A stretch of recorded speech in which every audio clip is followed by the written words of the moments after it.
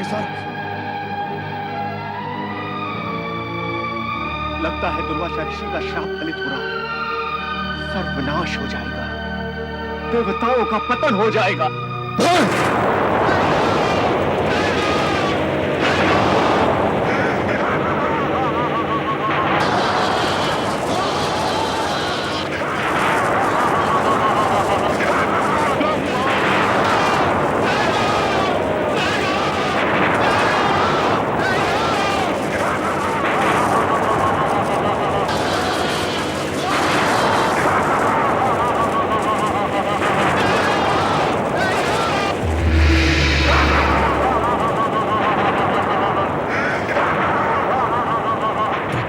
अटूट नियम के अनुसार अब कर्म का परिणाम अशुभ ही होता है। दुर्वासा ऋषि के श्राप के फल स्वरूप स्वर्ग पर असुरों के अधिकार के पश्चात इंद्रादि को स्वर्ग त्यागना पड़ा।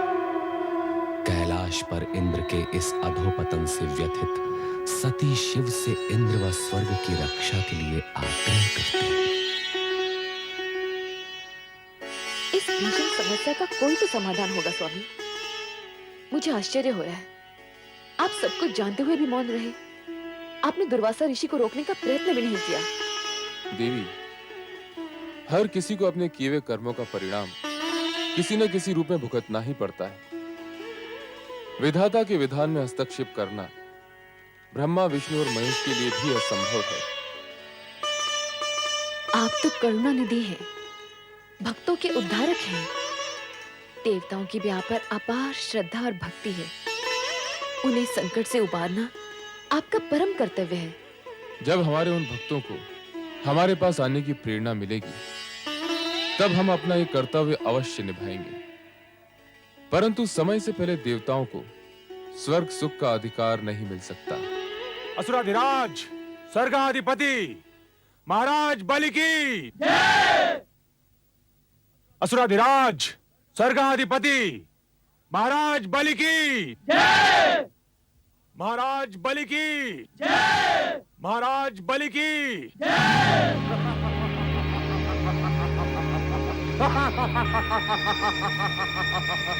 आज हम अति प्रसन्न हुए।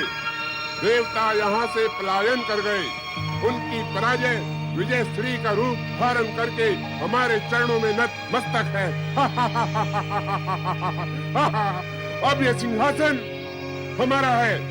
अब स्वर्गलोक पर असुरों का राज है। सेनापति राहु, स्वर्गाधिपति दानवराज महाराज बलि को राहु का वंदन स्वीकार हो। सेनापति राहु, तीनों लोकों में यह घोषणा करवा दो कि अब स्वर्गलोक पर देवताओं का नहीं, हम दानवों का अधिकार है। इंद्र और समस्त देवता वीरू कही के भाग गए। बहुत वीर समझते थे, परंतु बलि के बाहुबल के समक्ष निर्बल होकर रह गए। हमने असंभव को संभव कर दिखाया है।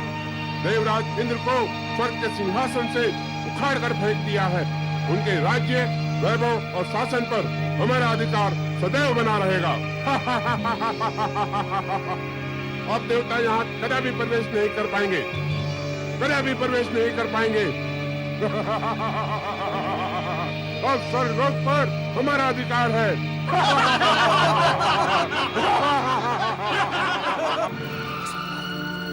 असंभव! स्वर्ग से हमें अपदस्थ करना असंभव है। स्वर्ग हमारा है। इस स्वर्ग पर हमारा जन्म सिद्ध अधिकार है। असुरों की प्रकृति निरंकुश है। उन्हें नियमों में बांधना कठिन है। वो बलशाली भी है। उनकी आसुरी शक्तियों से जीतना हम देवताओं के लिए असंभव है। ऐसी बातें करके आप हमारे मनोबल को ना गिराइए वरुण देव। हम ब्रह्मदेव की शरण में इसीलिए आए हैं कि वो हमारा मार्गदर्शन करे और इस संकटकालीन स्थिति से हमें उबारे। पता नहीं देव ऋषि महाराज इस समय कहां होंगे। अपनी वाक्पटुता से किसी को प्रभावित करने की कला जो उनके पास है, वो हम में से किसी के पास भी नहीं है। नारायण नारायण। धन्यवाद स्वर्गाधिपति इंद्र, धन्यवाद। किसी भी संदर्भ में आज आपने इस हरिभक्त नारद की प्रशंसा तो की, आइए परमपिता ब्रह्मा के समक्ष अपनी समस्या रखें। आइए। नारायण नारायण नारायण नारायण। परमपिता ब्रह्मा, आज देवराज इंद्र और समस्त देवगण आपके समक्ष एक गंभीर समस्या लेकर उपस्थित हुए हैं। हे सृष्टिकर्ता ब्रह्मा जी, हम पर घोर अत्याचार हुआ है। आपको ये जानकर अत्यंत दुख होगा कि हम पर अत्याचार करने वाला आप ही से उत्पन्न ऋषि अत्रि का पुत्र है।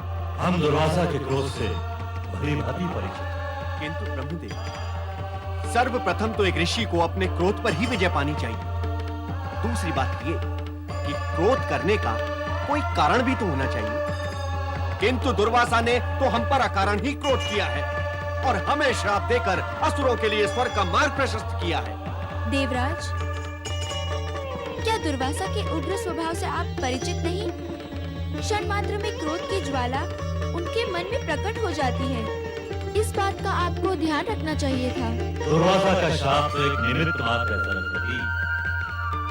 देवराज, स्वर्ग से आप लोगों के निष्कासन का कारण आपके अपने कर्म हैं। हमारे कर्म पालन में कौन सी त्रुटि रह गई ब्रह्मा जी? हमारे कर्तव्यों में कहां खोट आ गया? देवराज, सबसे बड़ा खोट तो यही है कि आप लोगों ने अपने अधिकारों के उपयोग पर तो पूरा ध्यान दिया, किंतु अपने कर्तव्यों की उपेक्षा ही कर दी। देवी सरस्वती, आपका क्या विचार है? आप सत्य कह रहे हैं ब्रह्मदेव। मोह, विलास, आनंद क्रीड़ाओं में रमे देवगण ये भी भूल गए कि इंद्रासन को अपनी जगह पर टिकाए रखने के लिए देवताओं को धर्म, कर्म, पुण्य और जन कल्याण का भी पूरा ध्यान रखना पड़ता है।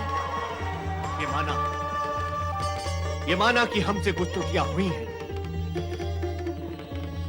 किंतु इसका अर्थ ये तो नहीं कि देवताओं से उनका स्वर्गलोक छीन लिया जाए, असुरों को असुरलोक बनाने की छूट दे दी जाए। शांत देवराज, शांत।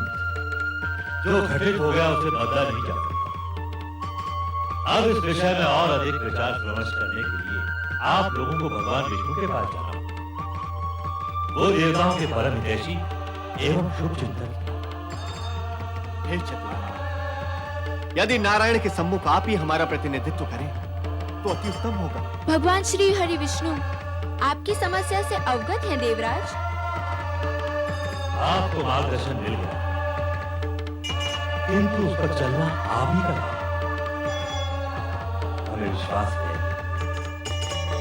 चतुर्भुजधारी विष्णु आपकी समस्या का कोई न कोई समाधान अवश्य ढूंढ लाएगा। जय रघुनाथ।